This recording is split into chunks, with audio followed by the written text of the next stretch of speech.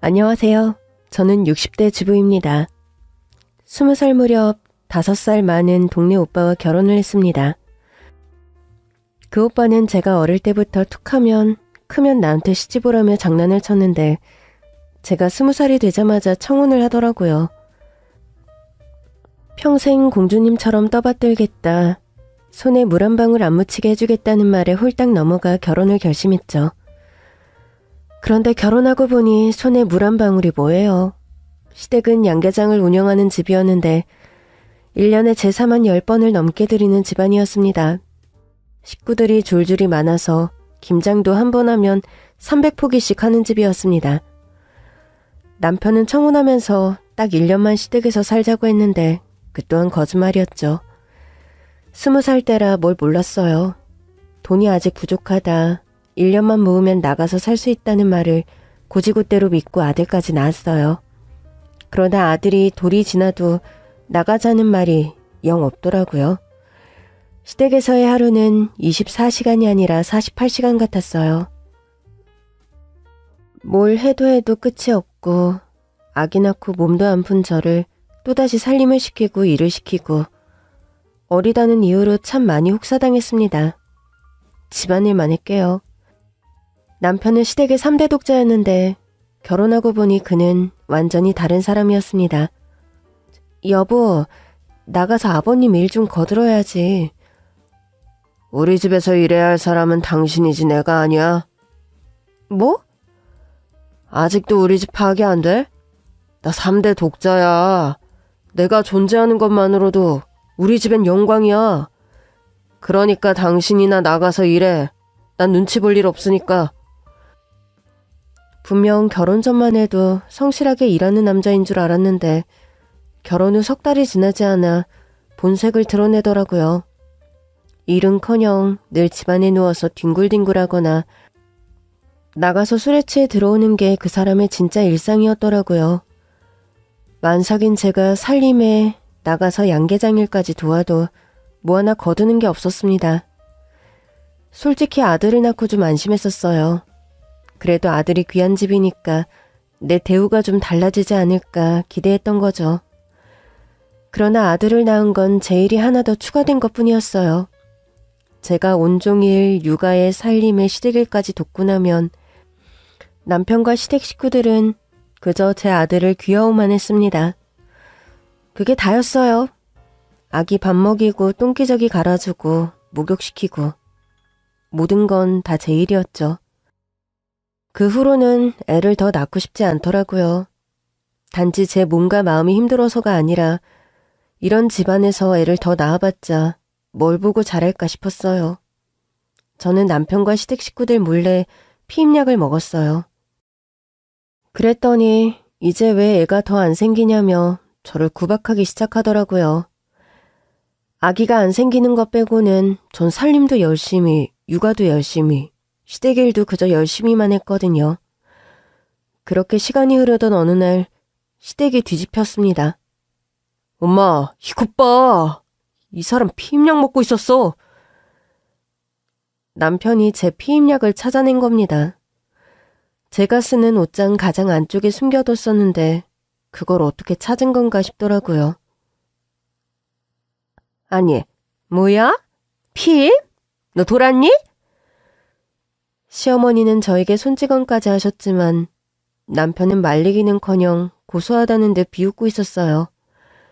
방으로 돌아가 남편에게 따져 물었습니다. 어떻게 찾았어? 뭘 어떻게 찾아. 당신 옷장 서랍에 구석에 있던데? 내 옷장을 왜 열어본 거냐고. 아니, 남편이 와이프 옷장도 못 열어봐?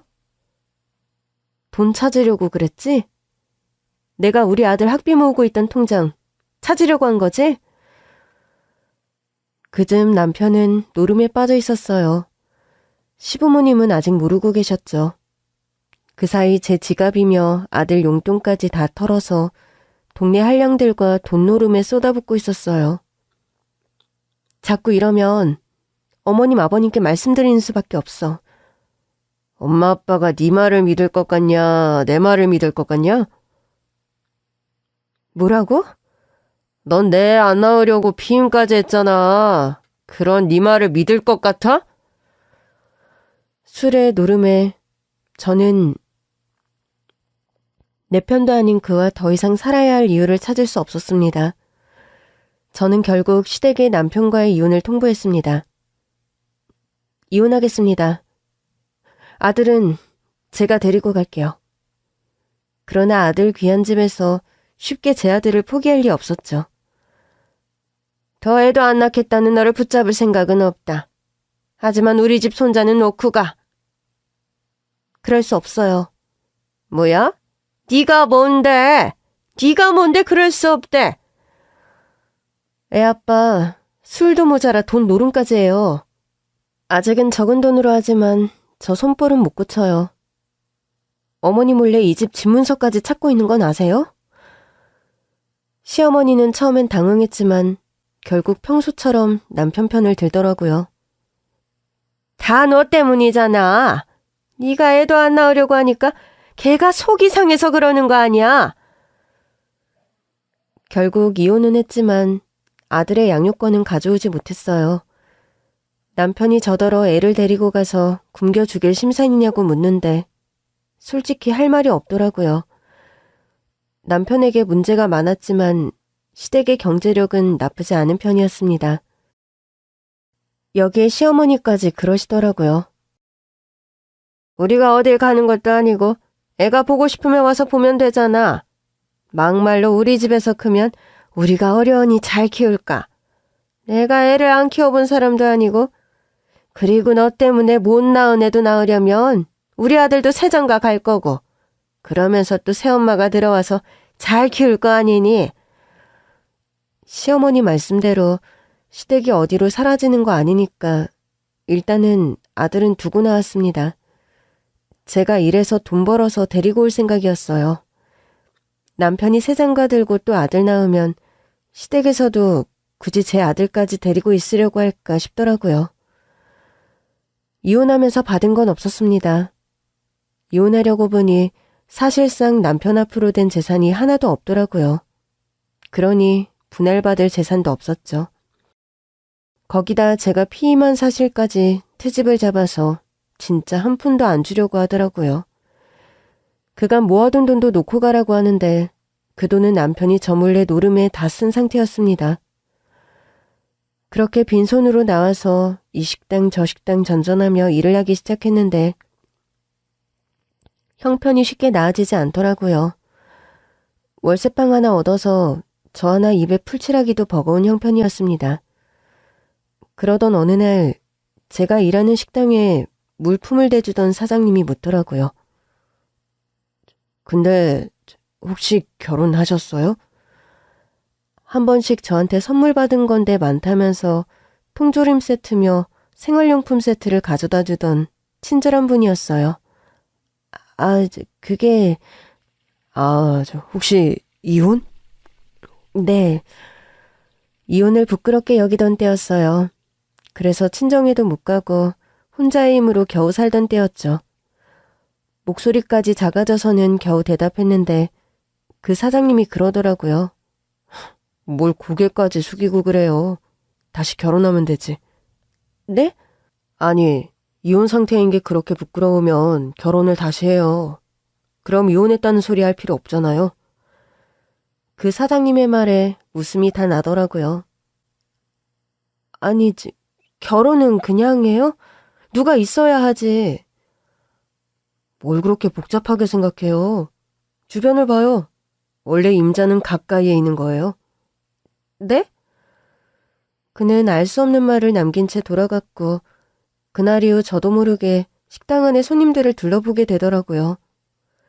그 사이에도 그 사장님은 저에게 선물을 받았다면서 샴푸 세트도 가져다 주고 오다가 샀다면서 꽈배기도 사다 주고 그러더라고요. 그러다 깨달았죠.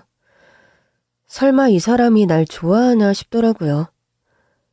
다시 홀로 서기를 하느라 먹고 사는 데에만 급급하던 때라 그렇게 호의를 보였는데도 제가 눈치를 못 챘던 거죠.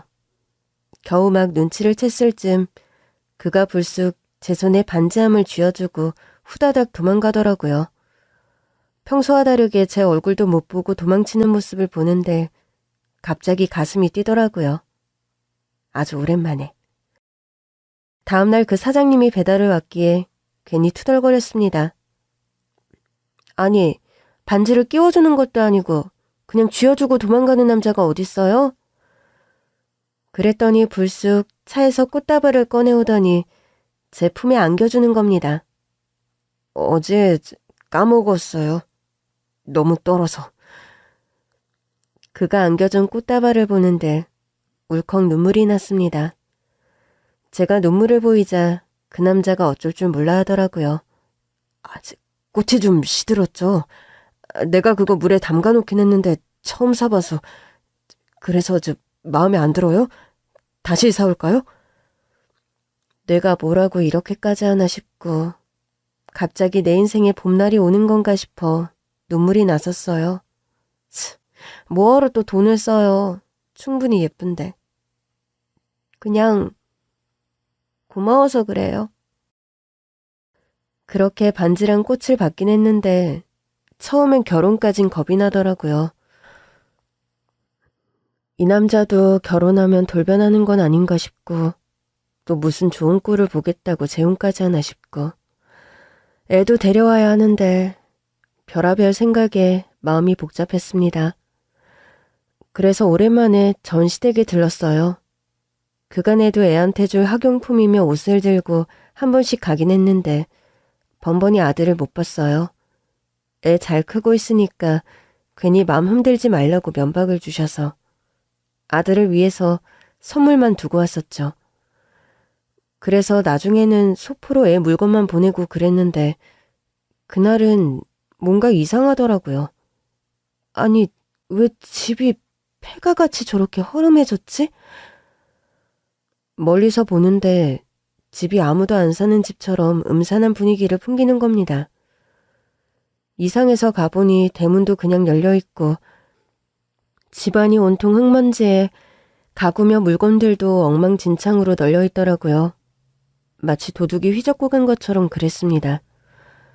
가슴이 다 철렁해서 집안을 기웃거리고 있는데 동네 할머니가 저를 알아보고 말을 거시더라고요. 아이고, 여긴 어쩐 일이야. 한동안 뜸하더니. 할머니, 오랜만에 봬요. 건강하시죠? 근데 이 집 사람들 이사 갔어요? 몰랐어? 한밤중에 도둑 이사 갔어? 네? 그 집 아들이 도박을 해가지고 전 재산을 날려먹었잖아. 빚쟁이들이 하루가 멀다 하고 찾아오더라니 결국 한밤중에 온 식구가 야반도주했더라고. 생각도 못한 소식에 넋을 놓고 말았습니다. 순식간에 제 아들이 사라져버렸어요. 그렇게 몇 날을 앓느라 처음으로 식당일도 쉬었습니다. 그랬더니 어떻게 알았는지 그 사장님이 죽을 싸들고 왔더라고요. 좀 먹어요. 아들 보러 간대 놓고 며칠 소식이 없으면 뻔하지 뭐. 고마워요. 그는 계속 왔다 갔다 하며 저를 돌봤고 제가 기운을 좀 차리자 제 누추한 단칸방에 있던 짐을 큰 여행용 가방에 챙기기 시작하더라고요. 뭐 하는 거예요? 우리 집으로 갑시다. 더는 걱정돼서 혼자 못 두겠으니까 일단 같이 가자고. 저는 결국 그의 손을 잡고 허름한 단칸방에서 나와 그가 살고 있던 방 2개짜리 연립주택으로 들어갔어요. 그렇게 자연스럽게 우리는 살림을 합쳤고 혼인신고도 했습니다. 물론 이 과정도 순탄하진 않았어요. 시어머니와 시누이의 반대가 어마어마했거든요. 아니, 초은이 네가 뭐가 아쉬워서 이혼한 여자랑 결혼한다는 거니? 엄마, 초은이면 어떻고 재훈이면 어때요? 서로가 좋아서 하는 게 중요한 거지. 난 이 사람 아니면 영원히 결혼 안 할 거니까 그렇게들 아시고 받아들이세요. 그러나 남편의 뜻은 단호했고 결국 우리는 부부가 되었습니다. 재혼 후 제 삶은 참 여러모로 풍족해졌어요. 원래는 국수면을 납품하던 남편이 함께 칼국수집을 차려보자고 해서 시작한 장사가 대박이 났거든요. 그간 힘들게 식당에서 일한 시간이 헛되지 않았더라고요. 장사도 잘 되고 집도 30평대 아파트로 이사도 갔는데 아기가 안 생기더라고요. 그 일로 시어머니와 시누이는 툭하면 저에게 시비를 걸었습니다. 솔직히 언니가 인물은 별로잖아요.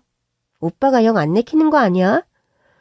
그러니까 내가 젊은 여자랑 결혼하라고 그렇게 말을 했건만. 어디서 달티 다른 여자를 만나서 아휴. 시비 정도가 아니라 모욕에 가까운 말들을 들었지만 참았어요. 제가 봐도 남편이 아까웠거든요.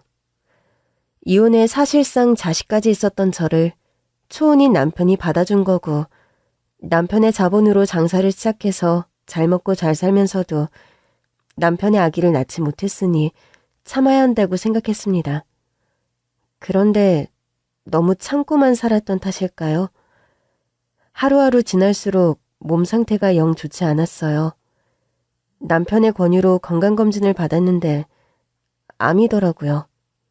저는 남편에게 너무 미안했습니다. 당신 덕에 편하게 잘 살아놓고 또 짐이 됐네.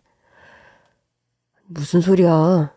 당신 손맛으로 가게도 대박나고 우리가 다 같이 한 거지. 당신은 치료에만 전념해. 고마워, 여보. 근데 여보.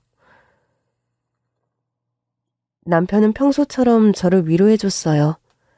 그런데 갑자기 이상한 소리를 하더라고요. 산 사람은 살아야 하는 거잖아. 내가 가게도 다 운영해야 되고 힘든 일도 많을 테니까 취미 생활을 하나 하고 싶은데. 암 걸린 와이프 앞에서 갑자기 취미 생활을 하고 싶다는 겁니다. 무슨 취미 생활? 춤추러 가려고? 뭐? 밤에 하는 춤 교실이 있는데 거기 좀 다닐게. 나도 스트레스를 풀어야 일도 열심히 하고 당신도 돌보지.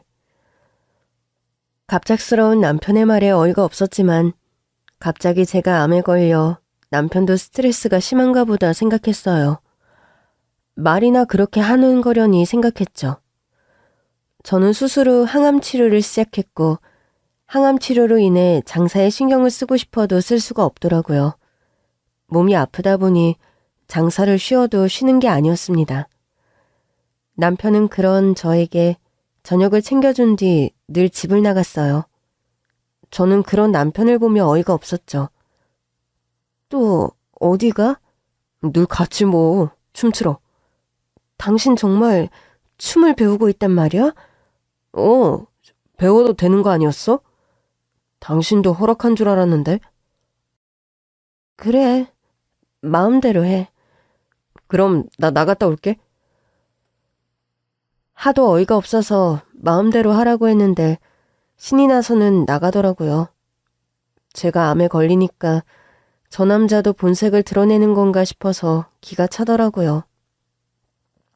남편이 차려준 밥도 먹기 싫었지만 항암 치료를 위해선 잘 먹는 게 필수였어요. 그렇게 겨우 밥을 먹고 누워있는데 시어머니랑 시누이가 찾아왔더라고요. 아니, 암 걸린 게 무슨 벼슬이니? 장사도 네 남편이 다 하고. 그 말씀하러 오신 거예요? 제 몰골을 보고도 그런 말씀이 나오세요? 우리 아들만 너무 고생하니까 하는 소리 아니야. 걔 살 빠진 거 봤니? 너 우리 아들 밥은 챙겨주니? 그 사람 춤추러 다녀서 살 빠진 거예요. 진짜 거기에 마음에 드는 여자가 있나 보네. 그런가 보다. 하긴 암 걸려서 다 죽어가니 이제야 정신을 차린 거겠지. 춤도 잘 추는 늘씬한 여자들이 이렇게 많은데 내가 괜히 이혼녀랑 결혼했구나 싶겠지. 그 얘기를 듣는데 도저히 화가 나서 못 견디겠더라고요. 시어머니랑 시누이에게 화가 난 게 아니라 남편에게 화가 났어요. 시어머니랑 시누이는 늘 저에게 저런 식이었으니 솔직히 그들이 뭐라고 떠들든 상관없었습니다. 그러나 남편은 늘 제 편이었던 사람이 제가 암에 걸렸다고 하루아침에 달라진 게 너무 섭섭하더라고요. 다음 날도 식당에서 돌아온 남편이 저녁을 차려주더니 춤을 추러 간다고 하더라고요. 당신 진짜 마음이 뭐야? 춤을 추면 스트레스가 그렇게 풀려? 아픈 와이프 두고 춤추러 가는 게 그렇게 즐거워? 그럼 어떡해. 산 사람은 재미나게 살아야지. 그래. 어서 가. 남편은 또다시 신이 나서 집을 나갔고 저는 없는 힘을 끌어모아 남편의 뒤를 쫓기 시작했습니다. 택시를 타고 쫓아가는데 다시 생각해도 어이가 없더군요. 암투병하는 와이프한테 산 사람은 재미나게 살아야 한다니. 내가 뭐 벌써 죽었냐고요. 앞에서 가던 남편의 차가 비로소 멈췄고 택시에서 내려보니 웬 건물 안으로 들어가더라고요. 밤인데다 그 즈음엔 몸이 너무 좋지 않아 정신없이 남편의 뒤만 따라갔어요.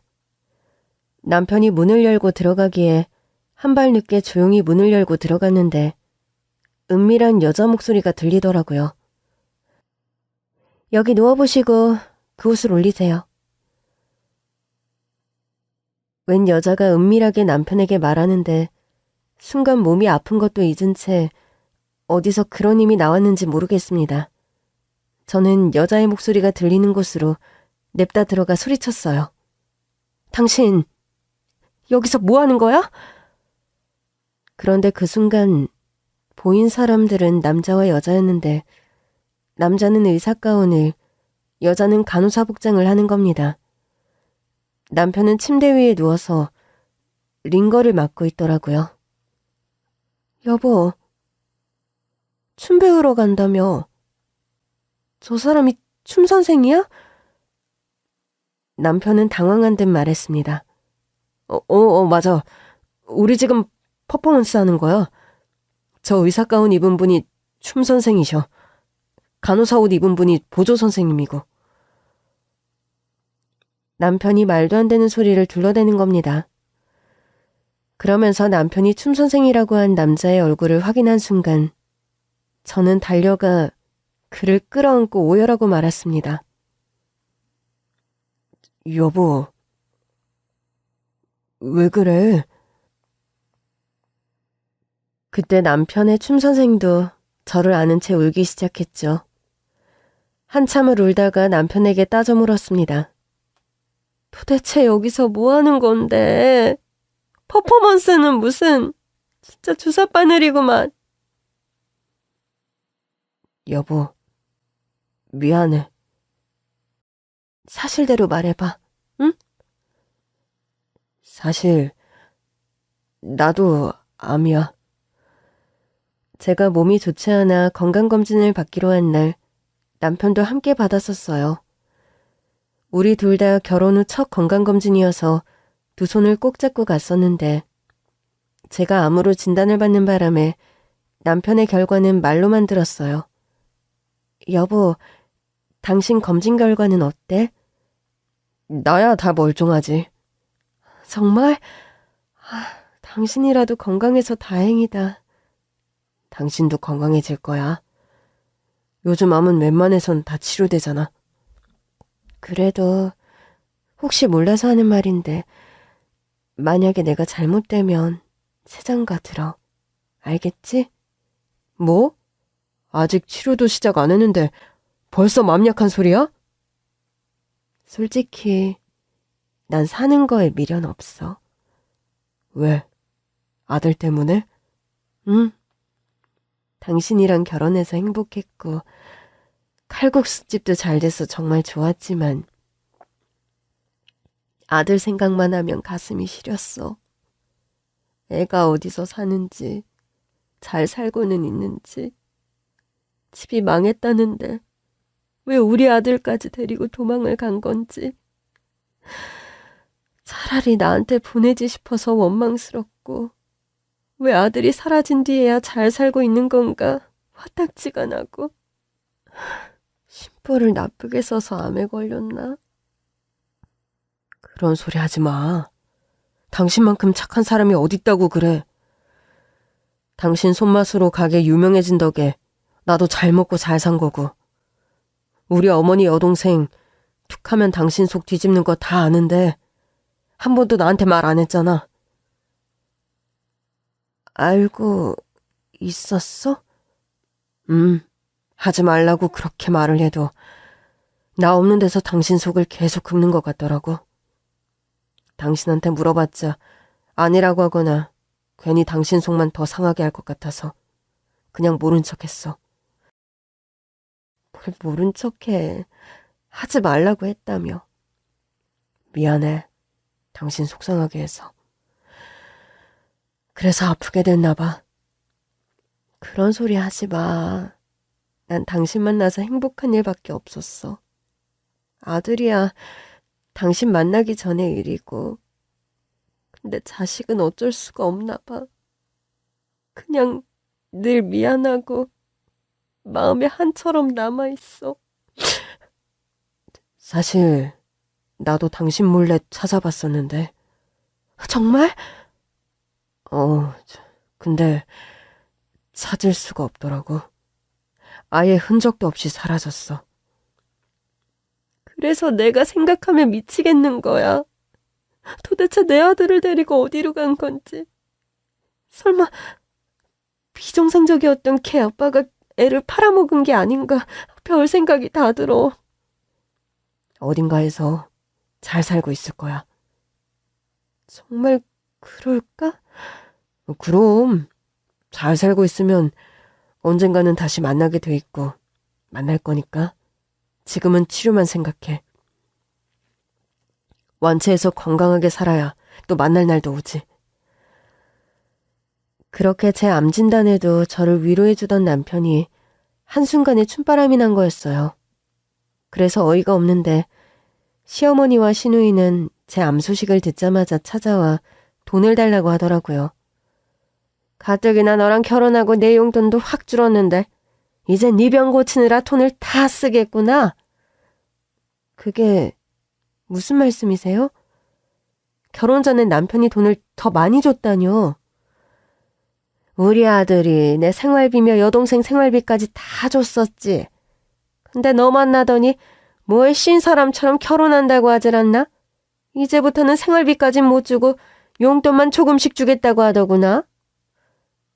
그럼 제가 아니라 초혼인 여자가 왔어도 싫으셨겠네요. 제가 재혼한 여자라서 싫으셨던 게 아니라. 얘가 무슨 소리를 하는 거야. 네가 초혼이었으면 그래도 그것보단 덜 싫었겠지. 옆에서 듣던 시누이도 시어머니 말을 거들더라고요. 우리 오빠가 생활비 대줄 때가 진짜 좋았는데 일도 안 해도 되고 먹고 싶은 거 입고 싶은 것 마음껏 사고.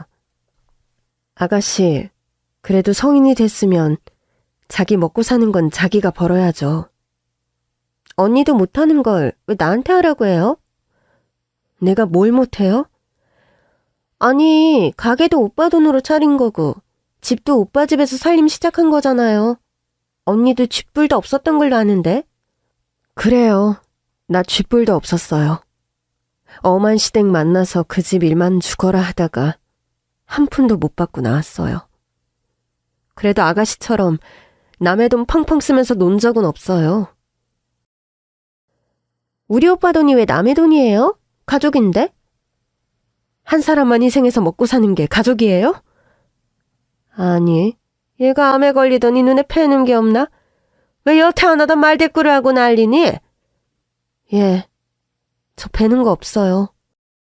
암에 걸려서가 아니고 두 사람이 우리 남편한테 그렇게 빨대 꽂고 산지 처음 알았으니까요.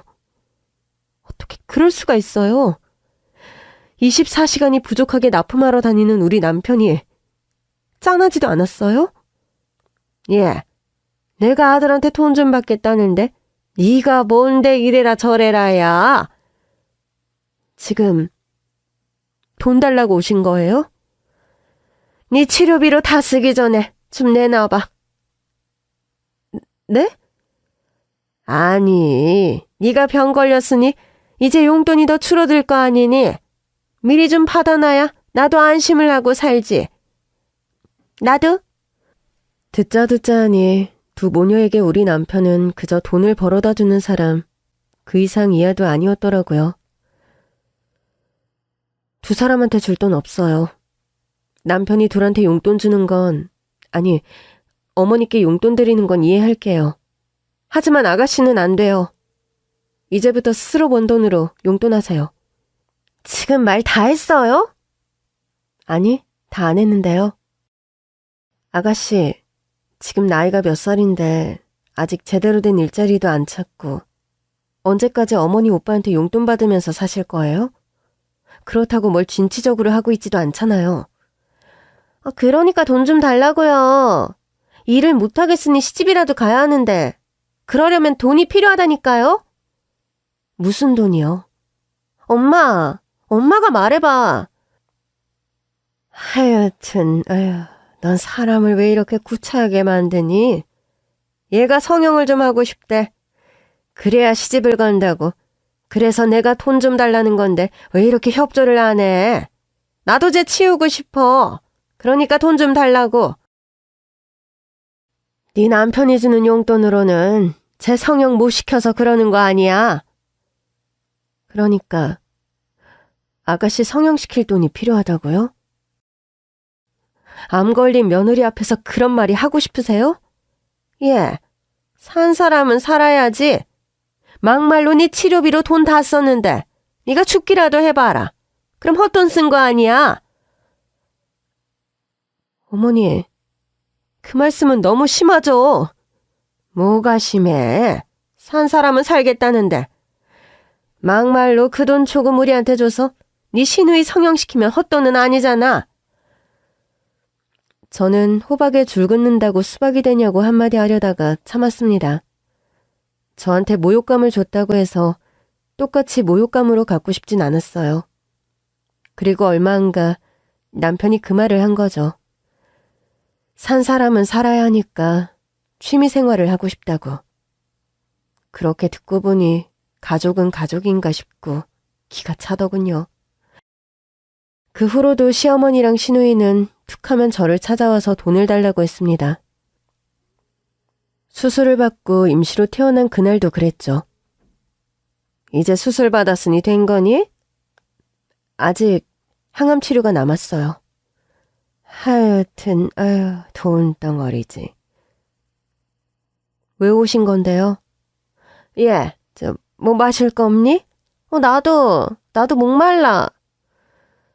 보통 병문안으로 올 땐 마실 걸 사오지 않아요? 병문안이라니? 우리 병문안 온 거 아니에요. 돈 달라고 온 거지.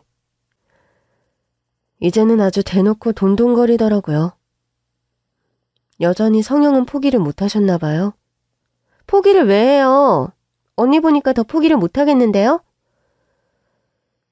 그건 또 무슨 소리예요? 오빠 춤바람 났다면서요? 언니가 못생겼으니까 이렇게 된 거 아니에요. 언니도 애초에 돈 좀 벌었을 때 성형도 좀 하고 노력을 하지 그랬어요. 가뜩이나 이혼녀의 못생긴 와이프가 암까지 걸렸으니 오빠가 밖으로 안 돌 수가 있겠어요? 그러니까 말이다. 무슨 낙으로 집에 오겠니?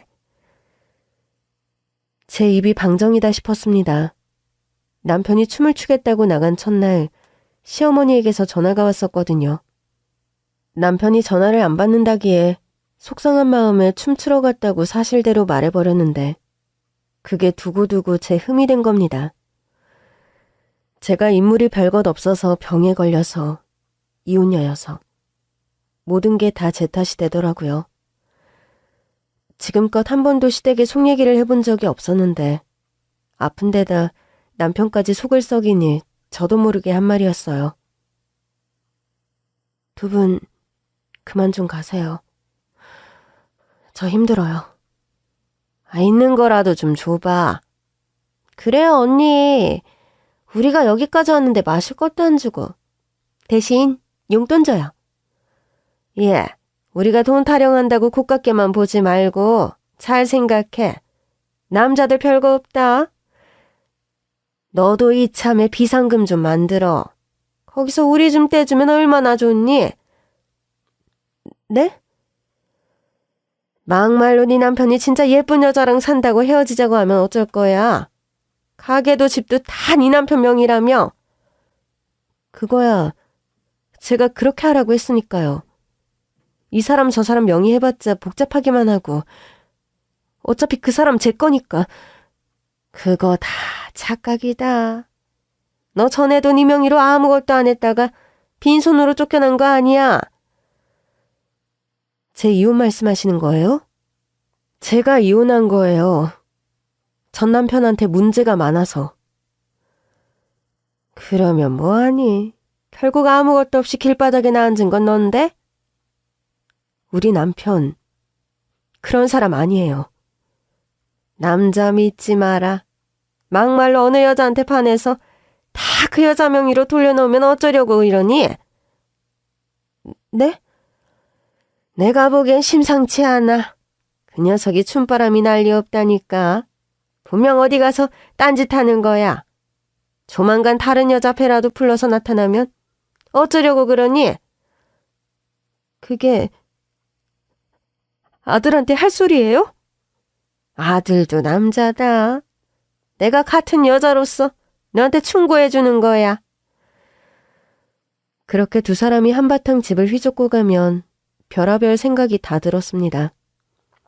진짜 내가 인물이 별것 없어서 밖에 나가서 예쁜 여자들이랑 춤을 추고 있나 싶고, 이젠 내가 진짜 그 사람에겐 짐밖에 안 되는 건가. 이러다 버림받으면 내 인생은 어떻게 되는 건가 하는 생각이 꼬리에 꼬리를 물었어요. 가뜩이나 몸도 힘든데 마음마저 힘들더라고요. 그래서 결국 참다 뒤를 쫓아본 건데, 링거를 맡고 있는 남편보다 저를 더 놀라게 한 건 그 의사였어요. 저는 그 의사를 끌어안은 채 한참을 울었고 의사 역시 울기 시작했죠. 아니 여보, 남편은 난데 왜 그 젊은 의사 선생님을... 저랑 의사가 부둥켜 안고 울자 남편은 꽤 당황한 눈치였습니다.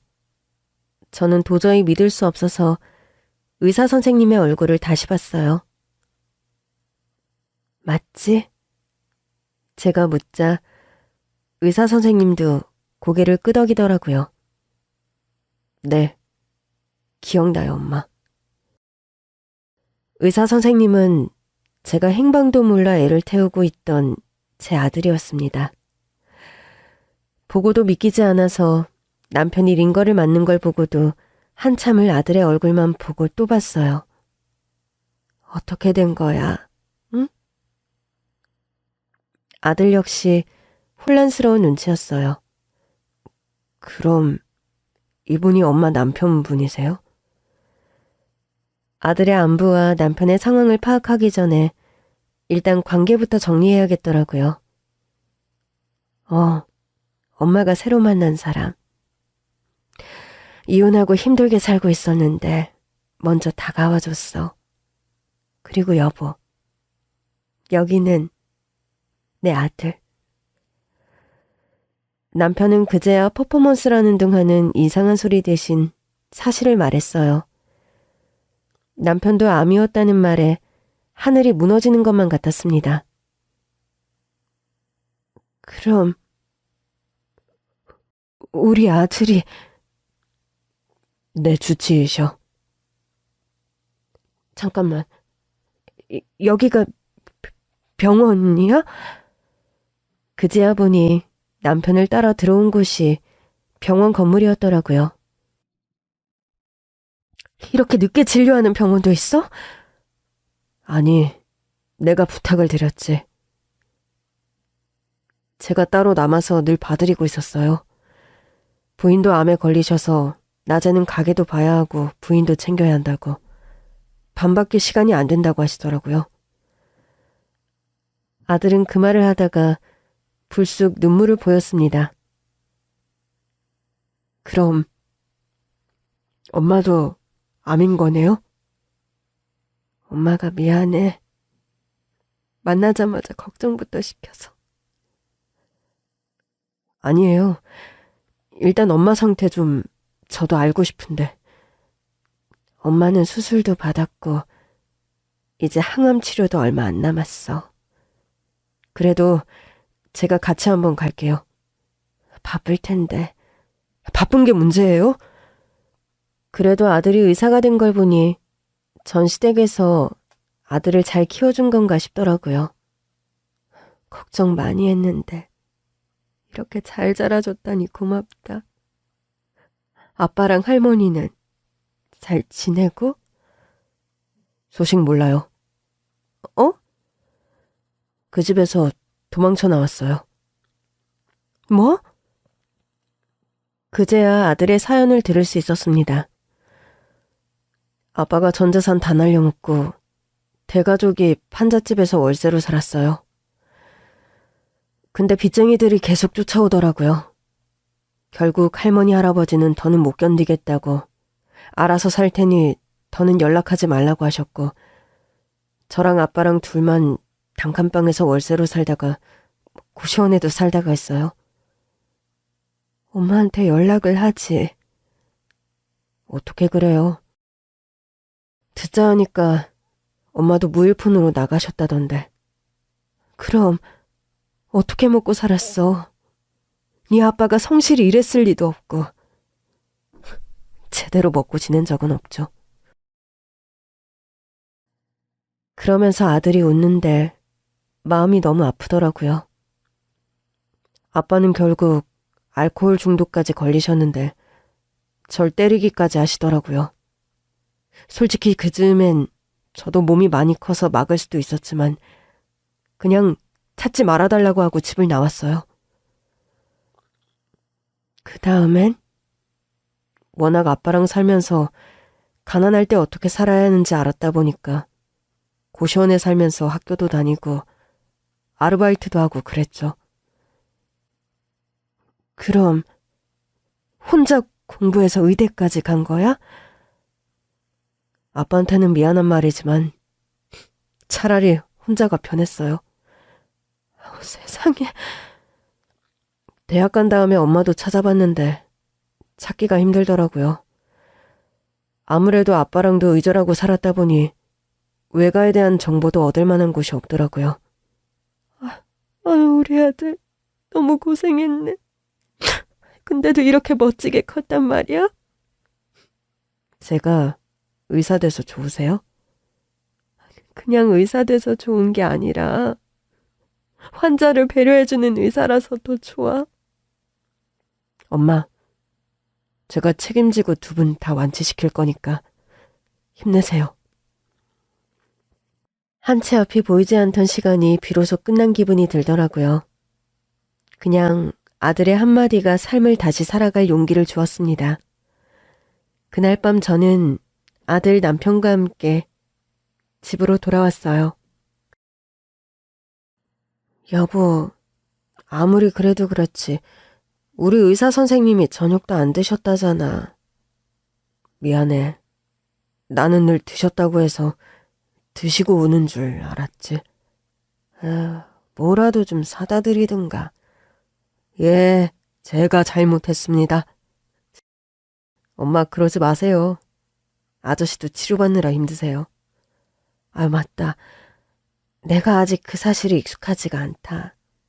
그러니까 왜 춤을 추러 간다고 해서 지금도 꼭 춤바람 났다가 걸린 남편 데리고 온 기분이야. 맞아, 내가 잘못한 거야. 네 엄마는 잘못 없어. 그제야 제 남편으로 돌아온 것 같더라고요. 저는 어디서 그런 힘이 나는 건지 아들을 위해서 저녁을 뚝딱 만들어냈습니다. 남편도 신기해하더라고요. 늘 기운 하나도 없던 사람이 이제야 살아났네. 당신도 얼른 와서 먹어. 아까 아무것도 안 먹고 나갔잖아. 오늘만 얻어먹을게요. 엄마가 차려주는 밥 먹는 게 얻어먹는 거야? 당분간은 치료에만 힘쓰세요. 두 분 밥도 제가 책임질 테니까. 뭐? 저 자취생활 만렙이에요. 만렙이 뭐야? 레벨로 치면 최고라는 거죠. 못하는 음식이 없어요. 제가 두 분 반찬도 다 해다 드릴 거니까 치료 다 하고 요양도 좀 하신 다음에 차려주세요. 그래도 아들은 제가 차려준 밥을 싹싹 비우면서 어릴 때 먹은 맛을 기억하더라고요. 진짜 맛있어요. 어릴 때 네가 김치는 안 먹어도 무말랭이는 먹었었거든. 무말랭이는 어때? 엄마가 아무리 아프셔도 이 무말랭이는 싸가야 할 것 같아요. 싸줄게. 근데 지금은 어디서 살아? 아파트요. 의사 됐잖아요. 엄마가 한번 가봐야 하는데. 그럼 내일 저랑 병원 갔다가 같이 가보실래요? 내일은 일을 안 해? 마침 내일이 쉬는 날이에요. 쉬는 날인데 미안하게. 제가 엄마를 얼마나 만나고 싶었는데요. 그러니까 더 미안하지. 반가워만 해도 모자랄 시간에 걱정만 시키고 있으니. 그러니까 잘 드시고 치료 잘 받아서 완치하셔야 해요. 알겠어. 엄마 꼭 살아남을게. 우리 모자의 대화를 듣던 남편이 눈물을 흘리더라고요. 네가 은인이다. 너희 엄마 지금껏 삶의 의지가 없었는데 널 만나니까 살겠다는 소리를 다 하네. 아저씨야말로 제 은인이세요. 엄마가 잘 못 살고 있을까봐 늘 마음이 아팠는데 이렇게 좋은 분을 만나셨다니 제가 다 위로가 돼요. 다음날 아들의 손을 잡고 병원에 다녀왔어요. 검사 결과 항암 치료가 잘 되고 있다고 하더라고요. 남은 치료만 잘 받으시면 좋은 결과가 나올 것 같습니다. 조금만 더 힘내주세요. 감사합니다. 정말 감사합니다. 아들이 제 결과에 눈물까지 흘리는데 저도 자꾸 눈물이 나더라고요. 아들의 집도 다녀왔는데 잘 살고 있더라고요. 얼른 나아서 아들에게 맛있는 반찬도 해줘야겠다고 생각하는데 아들이 그러더라고요. 엄마랑 아저씨 치료 마치면 회복되는 대로 같이 여행 가요. 세상에 그런 생각까지 했어? 일단 오늘은 제가 모셔다 드릴게요. 제 차로 가요. 병원에 갈 때도 아들이 운전하는 차를 타고 갔는데 집에 갈 때도 아들 차를 타고 가니 기분이 묘하더라고요. 우리 아들은 어쩜 이렇게 운전도 잘해? 엄마가 해준 게 아무것도 없는데 다 갖고 있네? 엄마가 이렇게 낳아주셨잖아요. 그렇게 말해주니 고맙다. 아들의 차가 집 앞에 도착했을 때였습니다. 엄마 들어갈게. 같이 들어가요. 들어가시는 거 보고 나올게요. 너도 피곤한데 어서 가서 쉬어. 순간 아들이 제 뒤를 보면서 깜짝 놀라더라고요. 무슨 일인가 싶어 돌아보니 보조석 창문 안을 유심히 들여다보고 있는 신우이가 보였습니다. 어머, 엄마, 아는 분이에요? 엄마 신우이. 아들이 제가 말릴 틈도 없이 차에서 내리더라고요. 저도 허겁지겁 차에서 내렸습니다. 안녕하세요. 누구세요? 저는... 잠깐 언니, 뭐해요? 언니도 설마 맞바람 피우는 거예요? 아가씨, 그게 무슨 소리예요? 제 아들이에요.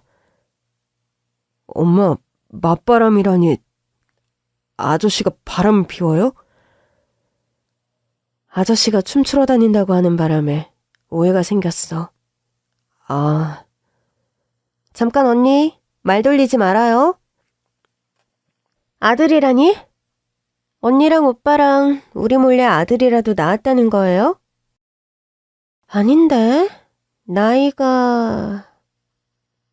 저랑 전 남편 사이에서 태어난 아들이에요. 뭐야, 언니 애 낳을 수 있었어요? 근데 왜 우리 오빠랑은 안 낳았어요? 아들 앞에서 밑도 끝도 없이 따져대는 신우이로 인해 난감하더라고요. 신우이는 그 자리에서 시어머니에게 전화를 걸어서 당장 좀 와보라고 난리였고 저는 일단 아들을 돌려보내려고 했어요. 그런데 아들이 제 손을 꼭 잡더니 오히려 저를 제 뒤로 숨기더라고요. 엄마, 저 다 큰 성인이에요. 제가 해결할게요. 결국 시어머니까지 오셨고 우리 집에서 일명 오자대면이 시작됐습니다. 아니, 너 애 있다는 소리는 안 했잖아. 엄마, 그건 이 사람이 저랑 결혼할 때는 아들이랑 소식이 뚝 끊겨서. 아니, 그래도 있다고 말을 하는 거랑 안 하는 건 완전히 다른 문제지.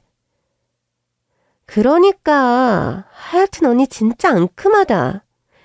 그러니까 우리한테 다 숨기고 오빠 재산 받아서 자기 아들한테 물려주려고 한 거네? 말도 안 되지. 너 결정해라. 네 아들이랑 연을 끊든지 내 아들이랑 연을 끊든지. 그때였어요. 제 아들이 두 모녀를 제지하더라고요. 잠깐만요, 두 분. 어린 놈이 뭘 나서? 저 30 한참 넘었어요. 어린 놈 아닙니다. 예, 아무리 그래도 낄 때 안 낄 때 구분도 못하니? 머리가 나빠? 너 말 좀 가려서 해. 이 친구 의사야. 뭐? 의사? 뭐야? 언니, 이런 능력자 아들을 두고 왜 우리 오빠한테 얹혀 살아요? 너 진짜 이 사람이 나한테 뭘 얹혀 살아? 오히려 내가 이 사람 때문에 사는 거지? 남편은 제 아들을 보며 사과했습니다. 아저씨가 미안해. 아저씨, 좀 실망이네요. 좋은 분인 줄 알았는데 저희 엄마를 이런 대우받게 하셨던 거예요? 아들, 아저씨가 그런 게 아니라 이러실 거면 엄마 저한테 돌려주세요. 제가 모시고 살게요. 네가 화난 건 이해하는데 아저씨는 네 엄마 없이 못 살아. 아들은 시어머니와 시누이를 향해 말했습니다. 보셨죠? 저희 엄마는 이제 선택지가 2개예요. 저는 언제든 엄마를 모시고 갈 수 있는 형편이에요. 원래는 엄마를 행복하게 해준 아저씨도 제 아버지처럼 평생 모실 생각이었지만 이런 가족이 있다면 생각을 좀 바꿔야 할 것 같아요. 저에겐 엄마가 1순위니까요. 그러니 다시는 저희 엄마한테 함부로 말하지 마세요. 아들의 선언에 남편은 얼굴이 새하얘져서는 시어머니와 시누이에게 말했습니다. 어머니, 그리고 너 직접 듣고 보니 정말 못 들어주겠네요. 예상은 했지만 이 정도일 줄은 생각도 못했어요. 이제부터 내 가족은 이 사람이랑 이 사람 아들 둘뿐입니다. 2 사람 다 다시는 우리 집에 오지도 연락도 하지 마세요. 남편은 그 자리에서 시어머니와 시누이를 내쫓았어요. 2 사람은 내쫓기면서도 돈돈거리더군요. 그럼 내 용돈은, 응? 오빠, 앞에서만 이러는 거지? 나 성공해야 한단 말이야. 그럼 일단 몇백이라도 좀 해주면 안 될까? 다시는 언니 만나러 안 올게, 응? 넌 앞으로 나도 못 만나. 당장 나가! 2 사람을 내보낸 뒤 남편은 저와 아들에게 진심으로 사과했어요. 내가 못나서 그래. 미안해. 아들, 오해하지 마. 아저씨는 직접 본 건 처음이고 그동안도 느낌이 안 좋아서 뒤에서 나한테 나쁜 소리 하지 말라고 당부했었대. 근데 엄마가 저 둘이 저러는 걸 말을 안 전했어. 솔직히 엄마는 아저씨만 내 편이면 충분했거든. 아들이 저랑 남편의 손을 한쪽씩 잡더니 그러더라고요. 알아요. 아저씨 그럴 뿐 아닌 거. 좀 세게 말했어요. 이제 엄마랑 아저씨한테는 나도 있는 거 보여주고 싶어서요. 보니까 아저씨한테도 매번 돈만 뜯어갔을 것 같던데 힘드셨겠어요. 나야 내 가족이었으니 견뎠지만 네 엄마까지 그럴 필요는 없었는데. 그래서 엄마가 아픈 건가 싶어서 늘 미안해. 이제 아저씨도 미안한 마음 그만. 전 아저씨 완치시키는 게 목표니까 제 목표 달성에 힘을 보태주세요. 그 후 저는 항암 치료를 마쳤고 남편도 모든 치료를 마쳤어요. 그리고 5년이 지나 저와 남편 모두 완치 판정을 받았습니다. 그 사이 우리는 아들과 함께 여행도 다녀오고 가족 사진도 찍었어요. 그 사이 한 가지 소식이 전해졌는데 전 남편이 세상을 떠났다는 소식이었습니다. 아들은 전 남편의 마지막 길을 지킨 뒤 저에게 말했습니다. 엄마, 저 엄마 호적으로 옮겨가도 돼요? 호적 옮기고 싶어? 네. 아빠 장례식장에서 친가 식구들을 다시 만났는데 할머니가 저더러 자기를 좀 데리고 살아줄 수 있느냐고 물으시더라고요.